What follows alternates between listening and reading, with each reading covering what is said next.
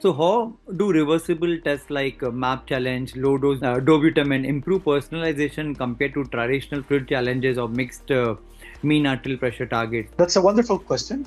And if you see in the supplement of the study, we showed that a minority of patients required the MAP test or the dobutamine test. And only from the 700 patients randomized to intervention group, only 60 required the MAP test.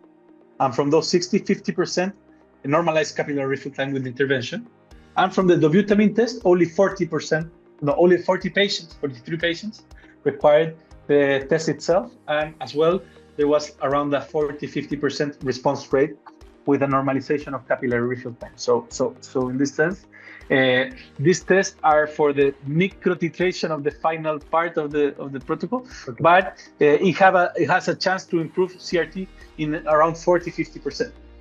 Oh, that's a very good number, I would suggest. So also I went through the study. What I found was the dobutamine use was increased to 12.3% versus 5.3% in mean myocardial dysfunction. So should low dose dobutamine testing be routine? Is myocardial dysfunction being under-recognized? I actually, it's interesting because if you see that dobutamine was increased in the protocol, it was after excluding patients that had cardiac dysfunction, and this dobutamine use was probably trying to not mainly focus on cardiac dysfunction, but to open the microcirculation. You know, there are some papers by Daniel Debacker that show that dobutamine increased the mean flow index of the microcirculation.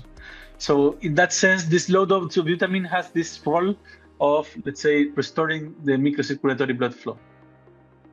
This dual role, not only on the cardiac side. So when it comes to the septic shock, we look into the perfusion markers, and we always look into the Werner bundle where we talk of the vasopressors versus fluid, and also eventually longer term we also look into the early deresuscitation as well. So how did CRT PHR influence fluid balance? What was the difference in vasopressor patterns between arms, and did actually CRT PHR accelerate deresuscitation and reduce edema and improved SOFA score faster? Yeah, it actually improved SOFA score faster from 7 days. From day 1 to 7, had a steeper decreased trend. And patients received overall less fluids, had lower fluid balance, and had lower CVP. But this actually spreads a lot when you see those that are normal or abnormal capillary refill time. So I think there was a nice group that were patients that had a normal capillary refill time. Those almost received nothing, no fluids.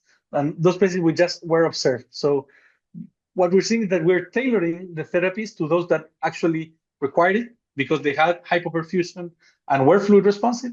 But those that were not fluid, had a normal CRT, basically we didn't even test for fluid responsiveness in these patients. So the major message of the trial was to stop resuscitation with the fluids early once perfusion is normalized. Is that right? Yeah, I think that is when we have a normal perfusion, tissue perfusion, let's stop all interventions that can bring more harm than good.